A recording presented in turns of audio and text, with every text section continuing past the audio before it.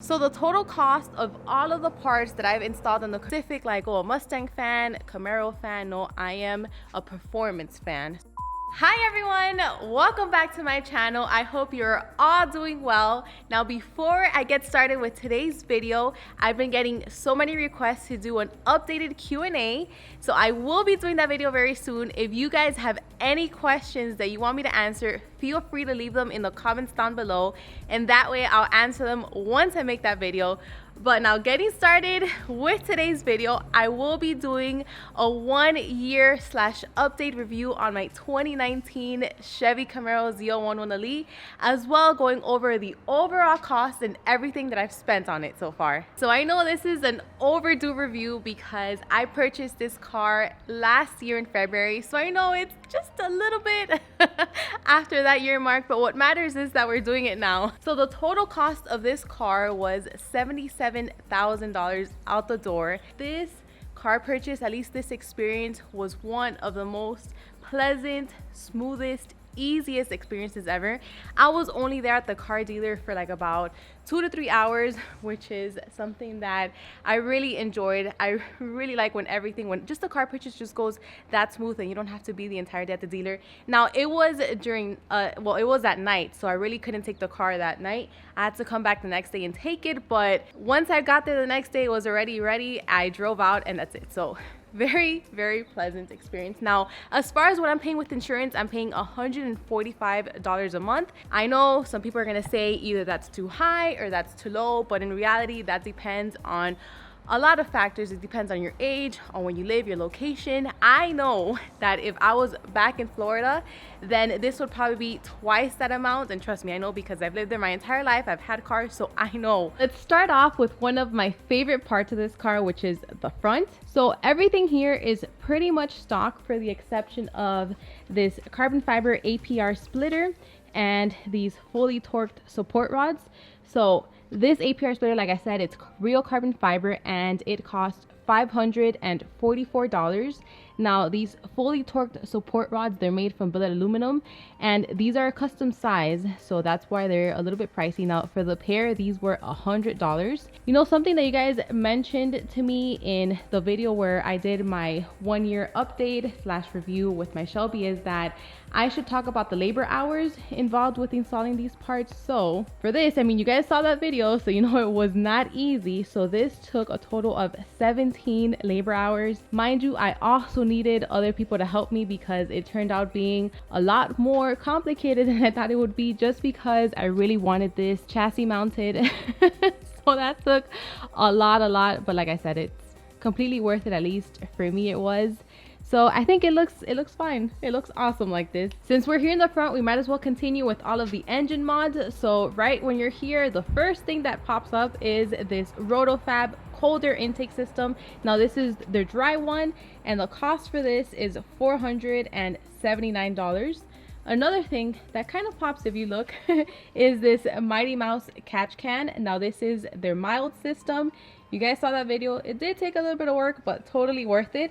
Now this costs $340. I also have the Advanced Fuel Dynamics Flex Kit. Now I have this Flex link right here. So this is for the Bluetooth, and what that does is that it just allows me to read the ethanol content on my phone via Bluetooth on their app, and the sensor you guys can see over there. So that costs $400. I'm sure you guys can see, but I also have the Corsa long tube catless headers and that costs $1,100. Now something else that you can't see but you can definitely hear is the AWE Track Edition non-resonated exhaust. Absolutely love it, and it costs $1,300. Now this car was tuned by DynoComp. I really can't give you a cost on that just because it depends on how long you're there, but no problems, no issues, running solid so far. So all that was a total of 27 labor hours. Of course, I'm not including DynoComp because that was their labor hours, and the car was probably there for like around 3 hours when it got tuned. So now let's move on to another favorite part of mine of the car, which is the side. Starting off with the wheels, these are the Apex EC7 wheels. I completely love how they look. So for all 4 of these wheels, they cost $1,496, so $1,496. And these tires, so these are Pirelli P0s for racing slicks. By the way, a lot of you were asking me where I got these tires in my previous video, and I don't know why I forgot to mention it, but I got it at usedracingtire.com. so in case any of you are interested, I got them there. In that video I did say that these tires were like around $150, so they're actually a little bit less than that. I just went and checked my receipt and they're about $125. So for the total of all 4, so these are all $315 because I'm running a square setup, it's $500. So again, excellent price. I also have longer studs, which you guys saw that I installed them here in the front. I have yet to install them in the back just because it involves a little bit more work. But again, I installed these just for fitment due to the offset of these wheels. I needed longer studs. So I did purchase 20 studs again because I plan on doing it both front and rear. And that was a total of $240. I also have 15mm spacers here in the front, and that was a total of $130. So the total labor hours for all of this was 3 labor hours. Now that we're done with this side, can you guess what's next? Another favorite part of mine of the car, and that is the rear. So everything here is pretty much stock for the exception of this APR Performance wing. Again, this is real carbon fiber. This is the GTC 300 wing, and it's the 67-inch wingspan. Now this costs $2,000. The best thing out of all of this is that it covers the holes. So they have this centerpiece right here that covers the holes. I know a lot of you are saying that about the Shelby, which the Shelby also has an APR Performance wing. The only thing is that at the time when I installed that wing, they didn't have something like this, but now that they do, I will be purchasing that. So rest assured that those holes will no longer be on the trunk. So the total labor hours for this wing is 4 labor hours. There was something else that I told you guys that I want to get for this car that's missing as far as the external look. A lot of you guessed it right in my previous video, and that is a diffuser. So I will be getting a diffuser. It will be from APR Performance as well, and I think that'll just complete the entire look of this car. I think it'll look even more awesome. Now the last thing is something that you can't see but you can definitely feel when you're driving on the track, and that is all the suspension parts that I've installed on this car. All of them are BMR. So starting with the front and rear end links, upper and lower trailing arms, upper control arm, tow rod. Now all of these parts add up to $1,305 and a total of 22 labor hours. So quite a lot, but it is definitely worth it if you take the car to the track. So like I said, it's something that's totally worth it in my opinion. It's something that you can't see but you can definitely feel if you take the car to the track. It's just improved the car greatly. It feels just so planted. I can predict what it's going to do on corners. So if you're into track and you want to make some improvements, I definitely recommend this. As far as driving and how it feels, I mean, if you have a ZL1 1LE, you already know how harsh this car rides. So I really didn't notice too much of a difference with that. As far as noises, there will be some noises. I mean, we're dealing with spherical bearings, so I mean, you really can't help that. But again, if you're into that, if you're into taking your car to the track and then just improving it, then totally worth it. Now, before we go to the total cost of everything, I just want to give a little bit of my review with this car, and honestly, I really don't have any complaints.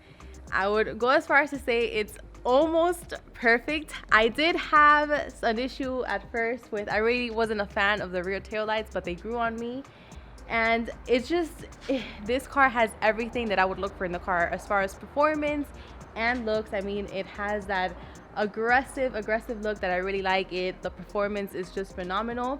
There are a few things that I guess would be something that, just because I'm going by what at least people have asked me or mentioned, and it's something that in reality it doesn't annoy me. I'm not complaining, but I'm just saying people have asked me before, which would be, is it comfortable? No, it's not comfortable. This is not the car to get comfortable because it's a really harsh ride. The seats inside are not really that comfortable, and there's not a lot of space. Again, I'm not complaining. These are just things that I'm pointing out because if you're planning to get this car, you should know this, you should be aware of this, but those things, it's just not there because they're just not. But overall, it's 6 out of 5 stars, 11 out of 10. Now, this is not to say that I don't like the Shelby, because I already know some of you are gonna be like, well, she doesn't like the Shelby. No, that's not true. The Shelby, I love it. It still holds a special place in my heart. Yes, the issue with the engine happened and it was no one's fault. I tracked this car in the summer and that's when all the issues started happening. I also tracked the Camaro in the summer. Matter of fact, it was hotter. So it was actually in the middle of summer, which was way hotter. No issues. So I'm just pointing out the differences between the two. Yes, the Shelby will be back. The engine is coming back hopefully soon. Hopefully this time it will be bulletproof and no issues will happen. So again, I still like the Shelby too. I still love it. It still holds a special place in my heart. But again, I'm just giving a review of how I feel about this car and everything up to this point. But now let's go on to what was the total cost. So the total cost of all of the parts that I've installed on the Camaro so far comes out to a rough estimate of $9,400. Now, in regards to labor hours, it totals up to 73 labor hours. And in regards to the labor rate, like the dollar amount, I'm just coming up with a fictional rate of 110. I know that may be a little, maybe too high or too low for certain shops, but that's just my fictional rate. So $110 and 73, that comes out to $8,030. So that means that if I were to not have done all these parts, so installed them all myself, then I would have had to add $8,030. Or in this case, I saved myself that amount. So that's what you can potentially save if you were to just theoretically do all of these mods and install them yourself. I know that it seems a little bit, once you add it up, there's a large amount. You're like, wow, that's all that I've spent so far. But either way, now that I'm somewhat done, I know this was long overdue. The year was back in February, but like I said, it's a little bit more than a year. But what matters is that we did it now. I still want that diffuser. I haven't forgotten about that. Every single time I look at the car, I'm like, that's the one thing missing from the outside. But now that I did all the aero engine work, it's time to move to the interior, because this is a track car. Again, all that aero, all that power, I need safety in the inside. So those are my future plans for this car, is work in the interior, but that's going to come. So again, that's it for the Camaro, but let me remind you again, if you guys have any questions that you want me to answer in the Q&A, then just make sure you leave them down below in the comments so then I can answer them once I make that video. One last thing, for those of you Mustang fans, no, no, no. I am not putting the Camaro above the Mustang, or will I ever put the Mustang above the Camaro. To me, both cars are the same. Matter of fact, the 3 cars are the same, or just all of these cars. Whoops. Matter of fact, all of these cars in the garage are the same. I am not brand specific, like, oh, a Mustang fan, Camaro fan. No, I am a performance fan. So that's what I look for in a car, and I will remain that way. So that's it for today. I hope you guys enjoyed this video. Thank you so much for watching, and I'll see you on the next one.